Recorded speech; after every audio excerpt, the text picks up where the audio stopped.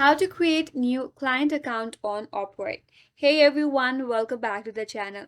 This is Kate and on today's video I will guide you how we can create a new client account on Upwork. So without further ado, let's get started.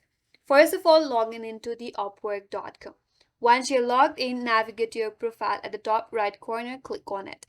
From this pop-up menu box, click on account settings. Once you're under the account settings, scroll down a bit and under our additional account section, there's an option as new client account. So in order to create your new client account, click on this button.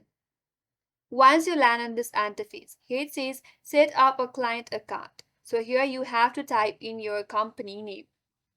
Once done, click on create client account. And here it says your client account has been successfully created.